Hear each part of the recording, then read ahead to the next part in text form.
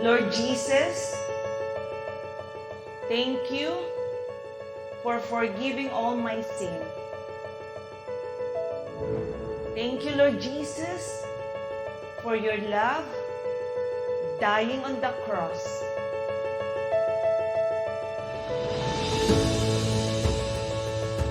Lord Jesus, be my Lord, be my Savior, and be my Master. Thank you, Lord Jesus. Holy Spirit, thank you for your fellowship right now.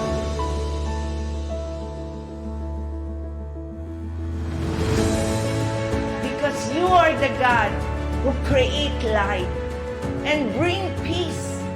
You are the God who establish everything, Lord God. Protect every one of us. Make your face smile upon every one of us. Bless every one of us and keep us. May you lift up your countenance and give everyone your shalom. Please seal our prayer. The glory, honor, praises, power belongs to you before all time, now and forever. In Jesus' wonderful name, amen and amen. Praise the Lord.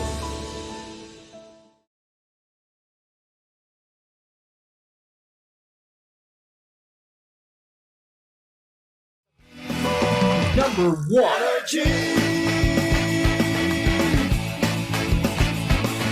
Ito ang number 1 06.7 Energy FM. Sa bahay, opisina, kotse, taxi, jeep. What? Tricycle, FX, bus na masigip. O kaya? Palengke, internet, plaza, karinderya. Energy FM, nagbibigay saya. Huwag mong sabihin radyo, sabihin mo Number 1 Energy. Pangga, energy kaibigan mo. Pangga, energy ang numero 1. Agad tumango na at isigaw mo. Same, pero iba. Huwag mong sabihin radyo, sabihin mo Energy.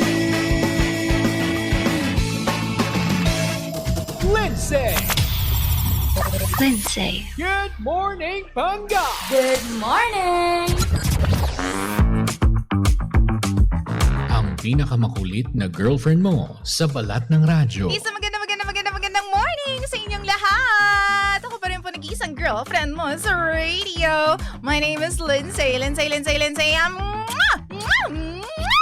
Makulit, pero may puso. Handang makinig sa mga kwento mo. Alam mo, feeling ko kailangan mo na siyang iwan kasi it doesn't make sense.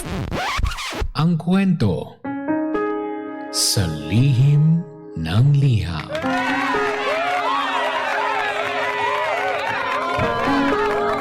Mahal kong Lindsay. Itago niyo na lamang po ako sa pangalang Nick. 32 years old. Yung asawa ko naman po is 29 years old. DJ Lindsay, 7 years na po kaming kasal ng asawa ko. 2 na rin ang aming cute na anak. Hihingi lang po sana ako ng advice dito sa lihim ng liham kung tama ba yung hinala ko. Pangga, okay naman yung pagsasama namin. Sabi nga sa pinangako namin sa harap ng altar, sa hirap at ginhawa. Walang awayan, walang iwanan, walang susuko sa pagmamahalang ito. Isang araw, DJ Lindsay, nag-open up siya sa akin. Ang sabi niya, gusto niyang magtrabaho. Meron naman po akong trabaho. Pero dahil sa probinsya, hindi kasya yung sahod ko sa pangangailangan naming pamilya. Nag-aaral na rin kasi yung mga bata, kaya patong-patong nang nagiging gastos namin. Kaya naman doon sa request ng asawa ko kung pupwede daw ba siyang magtrabaho, pumayag ako. Pumayag ako na mag-work siya. Nakapag-apply naman po siya, DJ Lindsay. Meron siyang training sa Manila ng 1 buwan. Dito lamang pong Mayo, nag-start na siya. At pumayag na po ako. Pero nangangalahati pa lamang po ang buwan. Nagulat ako, DJ Lindsay. May isesend daw siya sa akin. At yun na nga, nag-send siya sa akin ng kanyang mga nude videos. Noong una, syempre, nagulat ako dahil hindi naman ako nanghihingi sa kanya. Araw-araw na siya halos nagsisend sa akin. Kahit again, hindi ko naman hinihingi. Hanggang sa matapos yung training niya sa Manila, umuwi na siya ulit. Ngayon, dumating ang buwan ng Hunyo, panay ang iwas sa akin ng asawa ko. Laging ang rason niya is napapagod daw siya. Nung nandun naman siya sa malayo, panay yung send niya sa akin ng videos na yon. Pero nung bumalik siya, bibihira na po ang may nangyayari sa amin.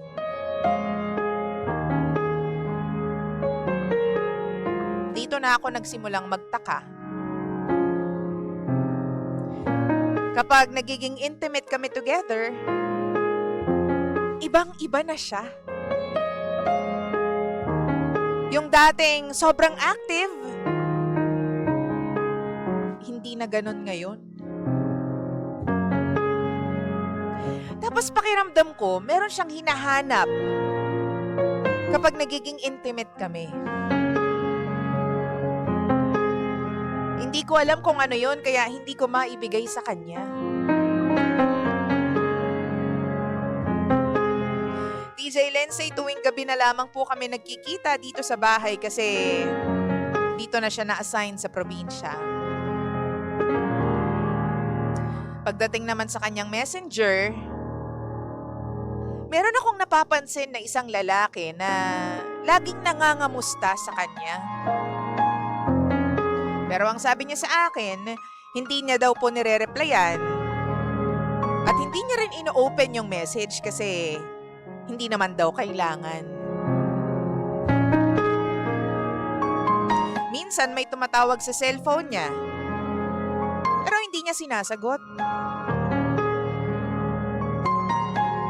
Dito na po ako nagsimulang maghinala, DJ Lindsay. Masama man po isipin, pero pakiramdam ko po, meron po siyang ibang lalaki. Feeling ko ginagawa nila yon kapag pumupunta siya sa Manila. At nagsimula yon nung nag-training siya. But still, hindi pa rin po ito kumpirmado. Pakiramdam ko lamang po ito. Kaya nga po magpapasalamat po ako sa mga magbibigay po ng advice sa akin. Tama po ba ang hinala ko? Ano po ba ang dapat kong gawin? Mabait naman po yung asawa ko pero hindi ko na alam kung anong dapat kong isipin sa kanya. Sapat ba yung mabait lang sa isang pagsasama? Ramdam ko naman na kahit papano mahal niya ako. Pero hindi na tulad ng dati. Tulungan niyo po ako. Hanggang dito na lamang po. Muli, ako si Nick.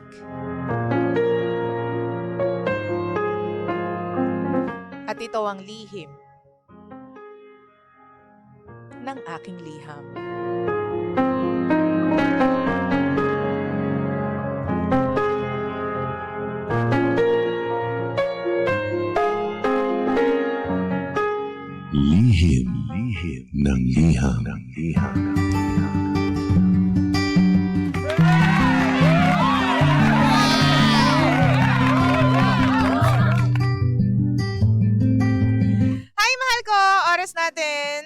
Floan, check your time. It is now 9:11 in the morning. Pangga, syempre naman tayo pa rin po ang estasyong same, pero... Pangga, we are number 106.7 Energy FM. Pangga, huwag mo sabihin radyo. Sabihin mo... Welcome to the show sa lahat po ng mga pangga po natin na talaga naman po nakatutok po sa atin via www.facebook.com/energyfm1067. Welcome to Lihim ng Liham. Mahal ko pangga ako, baby ko, at sa lahat po ng mga nakatune in sa kanilang mga radio sets sa 106.70 tuner po ng inyong mga radyo. Thank you very much for tuning in. At good morning din sa mga nagko-comment na po sa ating Facebook account. Si George Quintino. Hi, DJ Lindsay, listening here from Canada. Can I request When I Met You? Thanks, George po ito. Thank you very much. At good morning din kay Ate Feli, kay Chandra, kay Yoli, kay Jomar, kay Juan Miguel. Sino pa yung mga nandito? Si Merlin, nagising pa hanggang ngayon. Merlin, ayan ka na naman ah. Oo, ha? Puyat-puyaters ka na naman dyan. Mahal ko, ano nga bang dapat gawin ni Nick? Meron daw bang substance yung kanyang kwento at talaga daw bang dapat ba maghinala siya? Tama daw ba yung kanyang kutob na merong ibang lalaki yung kanyang asawa? Nagbago na raw kasi simula nung nag-training sa Manila itong kanyang misis. Dati raw, yung pagiging intimate nila talagang masasabi mong one of a kind. Ibang-iba. Napaka-active daw. Pero ngayon, parang dumadalang na lang. At parang hindi na ganun ka-wild si ate. Diba? At napapansin niya na meron nga lalaki na lagi nagme-message sa kanya. Meron din tumatawag pero hindi sinasagot kasi hindi naman daw kailangan. Oo. Ano nga ba ang dapat gawin ni Nick? Ano daw ba ang dapat niyang sabihin sa kanyang asawa? At para maayos ba? May kailangan bang ayusin? Ano bang meron sa paghihinala ni Nick? Meron bang valid ba yung kanyang paghihinala at kanyang pamomroblema? Message mo ako. Halika na, puntahan mo ako sa Facebook because we are so live on Facebook. Facebook.com/energyfm1067. At pwede mo rin akong i-message personally sa Lindsay1067 sin LINDSAY 1067. Naka-energy na ba ang lahat? Pasa po tayo ng comment. Sabi po ni Wilson, sorry to say Lods, pero may natikman yang iba na mas magaling kesa sa'yo. Sabi naman ni Jer, wag mo na lang alamin kasi baka masaktan ka lang, kuya. Enjoy mo na lang pagiging magkasama pa rin ninyo ng misis mo. Sabi naman ni Joshua, matik yan boss, meron yan. In fairness karamihan na nagko-comment dito is puro lalaki. So ito po ay kumbaga advice ng mga lalaki sa kapwa niya lalaki. Sabi niya dito, sabi ni Joshua, matik yan boss, meron yan kasi di naman magbabago yan kung di siya nakatikim ng iba or may hinahanap na iba. Pag-usapan niyo na lang boss, kasal kayo at may anak kaya hindi kayo dapat magpadalos-dalos sa mga desisyon. Tama naman. O sabi naman ni Grace, hindi mo nabanggit ko anong work pinag-applyan niya. Sorry, pero baka sa bar nag-apply si misis mo. Hindi kasi doon na siya na-assign sa bahay, work from home na nga daw. So hindi ito bar, nakakaloka ka na. Diba? Sabi pa dito ni Jeff, kung sa BPO yan, naku sir, matik po yan. Grabe naman kayo. Oo. Grabe naman kayo sa mga taga-BPO. Hello po sa mga nakikinig po sa atin. Galing pa lang pong trabaho mula sa call centers. Ganyan. Mabuhay po kayong lahat. Sabi naman ni Scaramouche, walang mangyayari sa hinala ni Kuya Nick kung hindi niya mismo kakausapin yung asawa niya.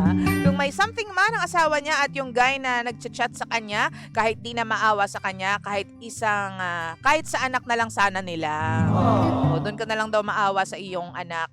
Oo, sabi ni Scaramouche. Sabi naman ni Paul, hello DJ Lindsay, well driving po, traffic po kasi merong yang something boss. Sabi dito ni Paul. Sabi naman ni Chandra, hindi kaya may ginawa ka kaya nagbago siya, pero yes, it's valid na maghinala ka at mag-overthink, but you must know your worth. Ang taray ng worth. How much is your worth? Hindi ka for sale. Sabi naman dito ni Feli, good morning po, beautiful and pretty DJ Lindsay. Sabi naman ni MJ, baka sa iba na naging active lagot. Oo. Makakaloka naman si MJ. Wow. Si MJ. MJ, ikaw ba? Nakakaloka ka dyan, Bebs. Nasa na yung ibang mga comment dito? Ito, basahin po natin. Sabi dito ni Kayler Pulvera, aray ko, be!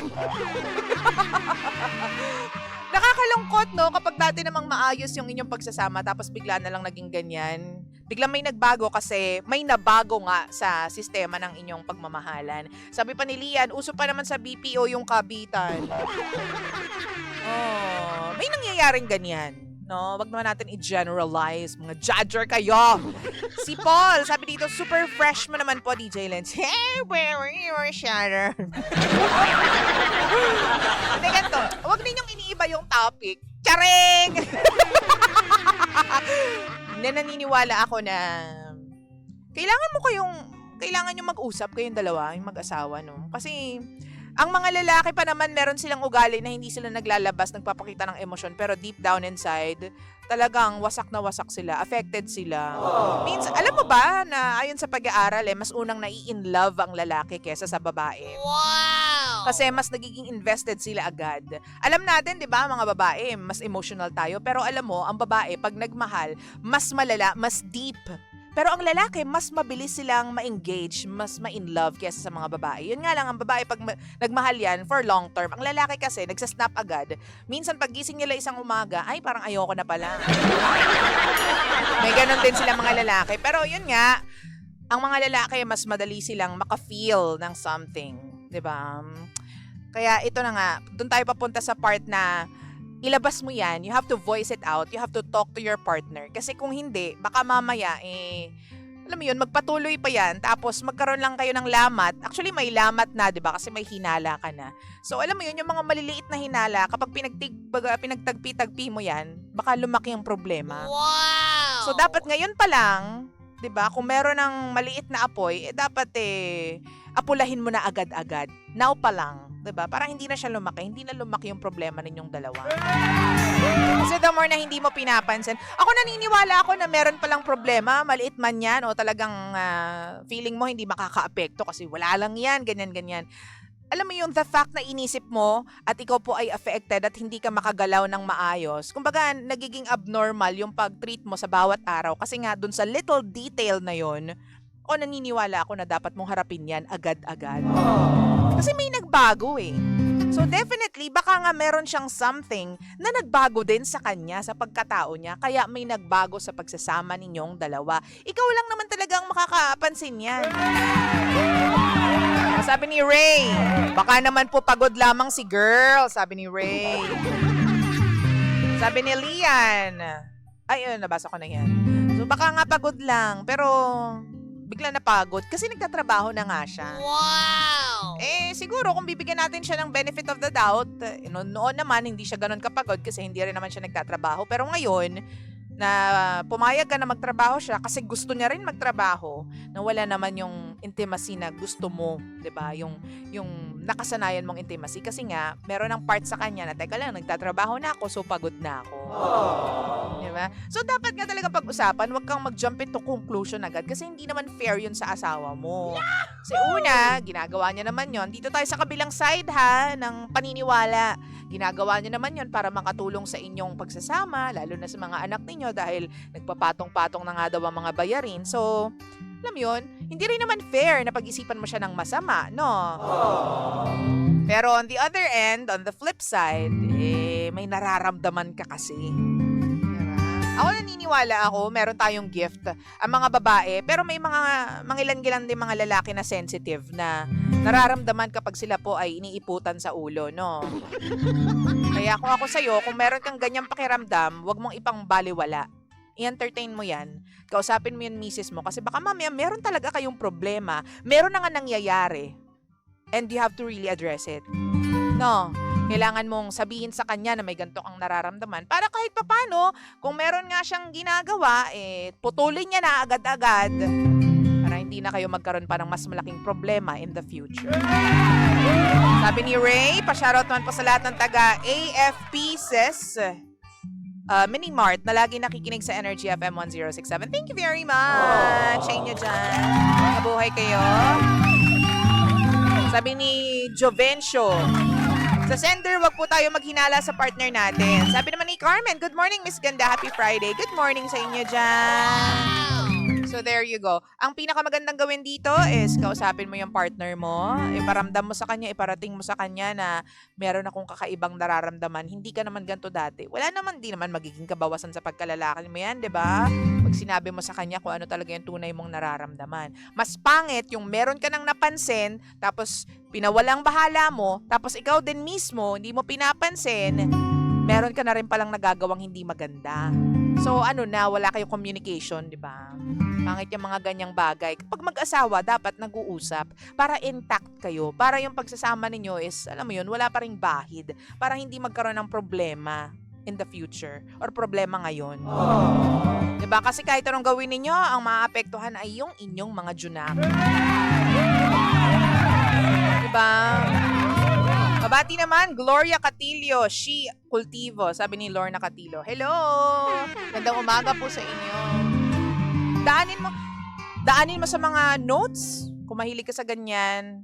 Mrs. Honey, my love so sweet. I love you so much. Bakit parang nagbago ka na? O kaya, i-date mo yung asawa mo, tapos tanungin mo siya.